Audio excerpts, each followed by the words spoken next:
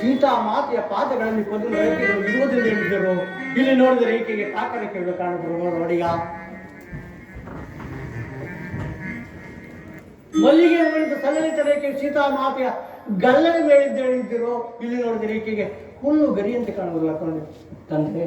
ತೋಳುಗಳ ಮೇಲೆ ಕಂಕಣ ರೇಖೆಯು, ಅದರ ಪಕ್ಕದ ರೋಮಚರಿದ ರೇಖೆಯು, ಅದರ ಹತ್ತಿರವೇ ರಾಜಾದಿರಾದರು ಪರಪುರುಷರ ಗಂಡಿಗೆ ಸೀತಾ ಮಾತೆಯು ಕಂಡಾಗ ಅವರ ಭಾವನೆಯು ತಂಗಿಯಂತೆ ಪ್ರೇರೇಪಿಸುವ ರೇಖೆ ಇರುವುದೆಂದು ಹೇಳಿದರು.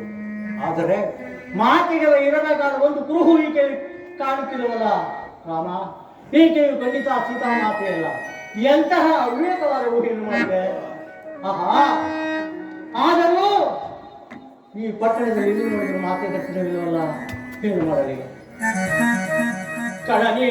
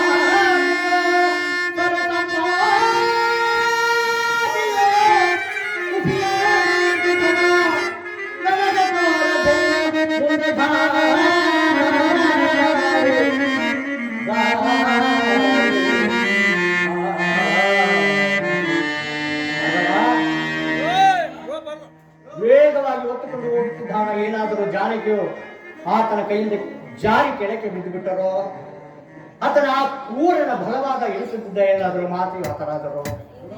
ಅಂತೂ ನಾನು ಬಂದ ಕಾರ್ಯವು ಸಫಲವಾದಂತೆ ತೋರುತ್ತಿಲ್ಲ. ಸೀತಾ ಮಾತೆಯ ಸಿಕ್ಕಲಿಂದ ವಾರ್ತೆಯನ್ನು ಶ್ರೀರಾಮಚಂದ್ರ ಮೂರ್ತಿಗಳು ಏನು ತಿಳಿಸಲಿ ರಾಮ.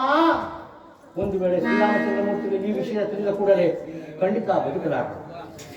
ಇಷ್ಟರ ಮೇಲೆ ಸೀತಾ ಮಾತೆಯನ್ನು ಒಪ್ಪಿಸುವುದಾಗಿ ಹೇಳಿದ್ರು ನೋಡಿ. ನಾವು ಸುದ್ದಿರಾಜನು ಖಂಡಿತ ಬದುಕಲಾರ. ಅರಸನು ಹೋದ ಮೇಲೆ ನಾವೆಲ್ಲರೂ ಆತನನ್ನೇ ಅನುವರ್ತಿಸಬೇಕಲ್ಲವೇ? ಇಂತಹ ಘೋರ ಪ್ರಳಯ ಅಯೋಧ್ಯೆಗೆ ತಿಳಿಯದೇ ಇರುವುದೇ? ಅಯೋಧ್ಯೆಗೆ ತಿಳಿದ ಕೂಡಲೇ ಕೌಸಲ್ಯ, ಸೌಮಿತ್ರ, ಭರತ, ಶತ್ರುಘ್ನರು ಖಂಡಿತ ಬದುಕಲಾರ. ನಾನು ಬದಲಾಗಿ ಹೋದರೆ ಇಷ್ಟೊಂದು ಅನಾಹುತಗಳು ನಡೆದ ಏನು ಮಾಡಲಿ? ಅಮಮತ ಆನೆ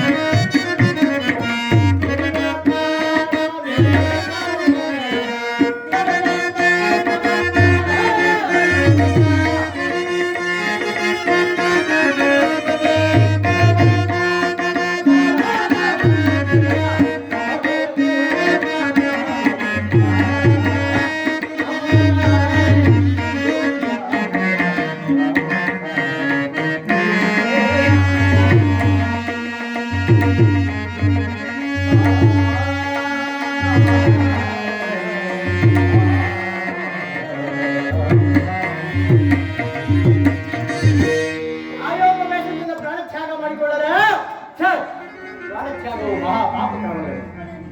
ಇದಕ್ಕೊಂದು ಉಪಾಯ ಮಾಡುತ್ತೇನೆ. ಈ ನೀಚ ರಾವಣನು ಹೂಡಿದ ಲಂಕಾಪಟ್ಟಣವನ್ನು ಕಿತ್ತುಕೊಂಡು ಹೋಗಿ ಶ್ರೀರಾಮಚಂದ್ರ ಮೂರ್ತಿಗಳ ಪಾದದ ಬಳಿಯಲ್ಲಿಡುತ್ತೇನೆ. ಅವರೇ ಮಾತೆಯನ್ನು ಹುಡುಕಿಕೊಳ್ಳಲಿ. ಇದಕ್ಕೆ ಸಹಾಯ ಬೇಕಲ್ಲವೇ? ಈ ನನ್ನ ಲಂಗೋಲ ಸಹಾಯದಿಂದ ಆಂಜನೇಯ ಈ ಕಾರ್ಯವನ್ನು ಪ್ರಯತ್ನಿಸಿದ ಅಶೋಕವನಕ್ಕೆ ಹೋದರೆ ಸೀತಾದೇವರ ದರ್ಶನವಾಗುವುದು. ಏನಾಶ್ಚರ್ಯ! ವರ್ಷಾಕೋನದಲ್ಲಿ ಸೀತಾಮಾತೆ ದರ್ಶನವಾಗುವುದೆಂದು ಶ್ರೀರಮಣಿಗೆ ನುಡಿತಿರುವಲ್ಲ. ರಾಮ ರಾಮ ರಾಮ ರಾಮ. ನನಗೆ ಬಹಳ ಸಂತೋಷವಾಯಿತು. ಸಾಧು ಜನ ಜರ ರಾಮ ರಘುರಾಮ